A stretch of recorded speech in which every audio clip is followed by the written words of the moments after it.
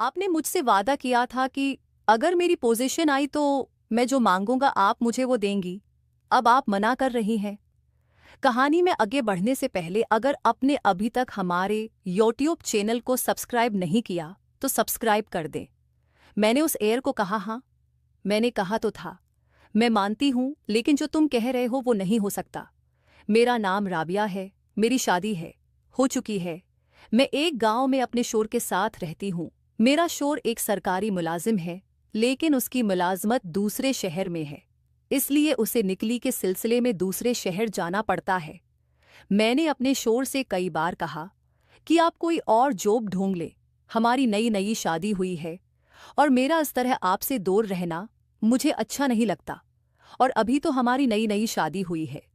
मुझे शोर कहते कि बेगम दिल तो मेरा भी यही करता है कि तुम्हें छोड़कर कहीं न जाऊं, लेकिन अब काम के सिलसिले में मुझे जाना पड़ता है।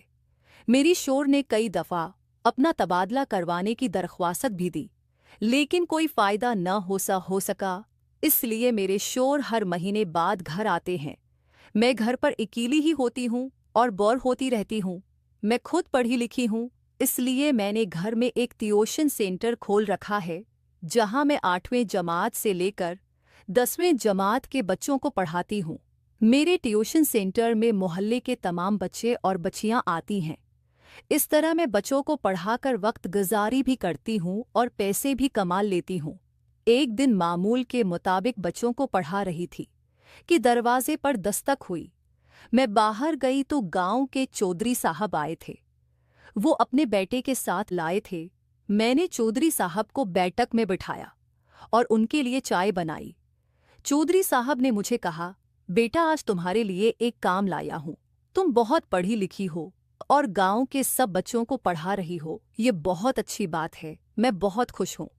मैं चाहता हूँ कि बेटा तुम मेरे बच्चों को भी पढ़ाओ। ये नालायक पिछले 2 साल से मैट्रिक में फेल हो रहा है और मैं उसकी वजह से बड़ा परेशान रहता हूँ। जब मैंने उनके बेटे को देखा तो उम्र से तो काफ़ी छोटा लग रहा था। उसकी दाढ़ी मूंछ भी नहीं आई थी। मैंने चौधरी साहब से कहा, ये तो भी काफ़ी छोटा सा है और मैट्रिक में 2 बार फेल हो गया है। मुझे तो ये 7वीं 8वीं जमात का बच्चा लगता है। कि चौधरी साहब ने कहा, तुम उसको बच्चा मत समझना, ये तुम्हारी सोच से भी ज़्यादा तेज़ है।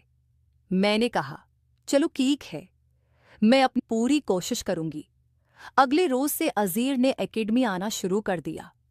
पहले 2-3 दिन तो सब कुछ ठीक था, लेकिन उसके बाद उसने शरारतें करना शुरू कर दी। कभी किसी को छेड़ता तो कभी किसको तंग करता। उसने 2 हफ्ते के अंदर ही उधम मचा दी। उसने सबकी नाक में दम का रखा था, लेकिन दिन बाद दिन उसकी शरारतें बढ़ती ही जा रही थी। और ये एकेडमी आता तो बड़ी वहशियाना नज़रों से मुझे देखता, जैसे मुझे अभी खा जाएगा। मुझे उसकी हरकतें समझ आ रही थी। आखिरकार मैंने तंगाकर फैसला किया कि उसका टाइम चेंज कर दूं। सब बच्चों को मैं 3 से 5 तक पढ़ाती थी। उज़ीर को मैंने 5 से 7 का टाइम दिया। उसने भी मेरी बात मान ली। पहले तो उसने मना किया, लेकिन फिर मैंने उसे कहा, अगर 5 बजे अकेडमी नहीं आ सकते तो कल से अकेडमी मत आना। फिर वो मान गया और वो 5 बजे अकेडमी आता। अब उसने अपनी हरकतें मुझ पर आजमाना शुरू कर दी। वो लगता तो बच्चा था, लेकिन इंदर से पूरा था। मुझे इस बात किया एहसास तब हुआ जब मैंने उसे गिनती लगाते पकड़ा। मैं हैरान हो गई। खैर, अब मुझे उसकी शरारतों की आदत हो गई थी। मुझे खुद अकेलापन इंदर से खा रहा था, लेकिन मैंने अपने आप को कंट्रोल किया। मैंने उज़ीर को समझाया कि बेटा अपनी पढ़ाई पर तवज्जो दो और ये हरकतें बंद कर दो, लेकिन वह बच्चा नहीं, शैतान था। एक दिन मैंने खूब गानता तो फिर वो काफ़ी देर तक सुकून से बैठा रहा। उसने रोने वाली शक्ल बना ली। मुझे काफ़ी दुख हुआ, क्योंकि आज तक मैं किसी पर ऐसे चिल्लाई नहीं थी।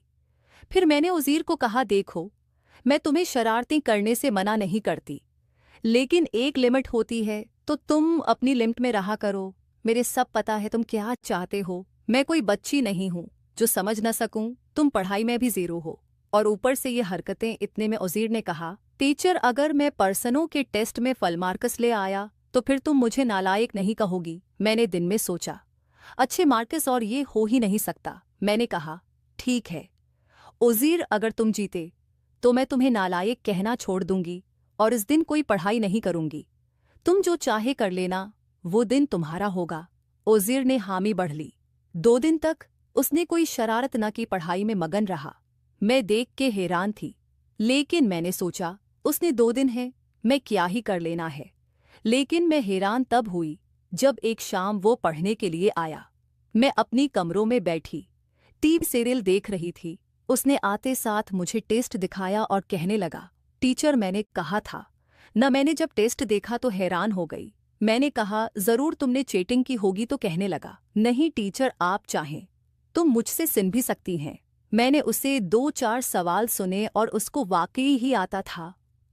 23 ने कहा, टीचर आपने कहा था मैं जो चाहूंगा आप मुझे वो देंगी। मैंने कहा, हाँ बिल्कुल किया चाहिए तुम्हें। जब उज़ीर होगा ने मुझे बताया तो मैंने उज़ीर को कहा, नहीं नहीं ये नहीं हो सकता, ये तुम कैसी बातें कर रहे हो। इतने में उज़ीर ने टीवी बंद किया और मुझे दीवार के साथ आधा घंटा